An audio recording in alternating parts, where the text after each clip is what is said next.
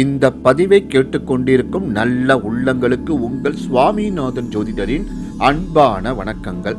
இன்றைக்கு நம்ம யூடியூப் சேனல்ல மிக முக்கியமான ஒரு பதிவு எடுத்துட்டு வந்திருக்கேன் மக்களே. பதிவுக்குள்ள போறதுக்கு முன்னாடி நம்ம யூடியூப் சேனல்ல யாரெல்லாம் சப்ஸ்கிரைப் பண்ணலையோ சப்ஸ்கிரைப் பண்ணுங்க, ஷேர் பண்ணுங்க, லைக் பண்ணுங்க. இப்ப பதிவுக்குள்ள போயிடலாம். உலகெங்கிலும் வாழும் மக்களுக்கெல்லாம் பரம்பொருளாக இருந்து வந்த உலகையும் மக்களையும் காத்தருள்கின்ற சிவனுக்கு உகந்த நாட்களில் ஒன்றாக ஆனி உத்திரம் அமையப்பெற்ற ஒரு நன்னாள் ஆகும். சிவபெருமானின் 64 மூர்த்தி வடிவங்களில் நடராஜர் முக்கியமானவர் ஆவார். ஆடலரசரான நடராஜருக்கு சித்திரை திருவோணம், ஆனி உத்திரம், ஆவணி வளர்ப்பிறை சதுர்தசி, புரட்டாசி வளர்ப்பிறை சதுர்தசி, மார்கழி, திருவாதிரை, மாசி வளர்ப்பிறை சதுர்தசி என ஆண்டுக்கு 6 முறை மகா அபிஷேகம் நடைபெறுகின்றது. இந்த 6 நாட்களில் மார்கழி, திருவாதிரையும் ஆனி உத்திரமும் சிறப்பு வாய்ந்தவை. இந்த 2 நாட்களில் மட்டும்தான் சிதம்பர நடராஜருக்கு அதிகாலை நேரத்தில் அபிஷேகம் செய்யப்படுகின்றது. மற்ற நாட்களில் மாலை நேரத்தில் தான் அபிஷேகம் நடைபெறும்.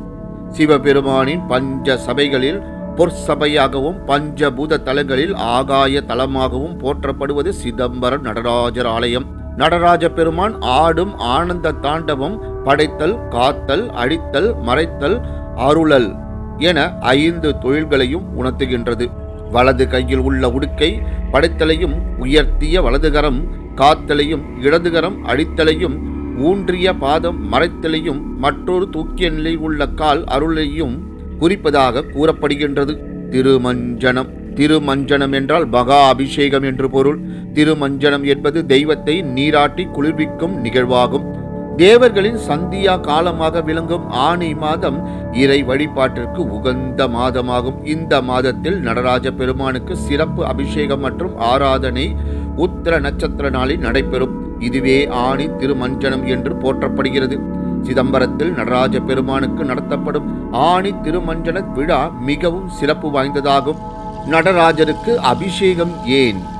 அக்னி நட்சத்திரம் வைகாசியில் முடிந்தாலும் ஆணியில் கோடை வெப்பம் மிகுந்து காணப்படுவதால் இந்த வெப்ப அலையின் தாக்கத்திலிருந்து நடராஜ பெருமானை குளிர்விப்பதற்காக ஆணி திருமஞ்சன விழா நடைபெறுகின்றது. பால், தயிர், பன்னீர், பஞ்சாமிர்தம், நெய், சந்தனம், இளநீர் என 16 வகை குளிர்ந்த பொருட்களை கொண்டு அபிஷேகம் செய்யப்படுகின்றது.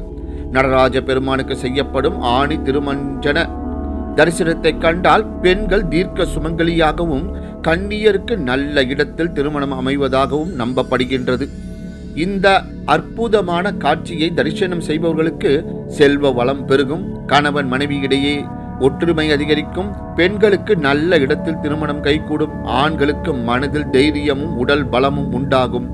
ஓம் நம சிவாய. திருச்சிற்றம்பலம். நன்றி, வணக்கம், வாழ்க வளமுடன்.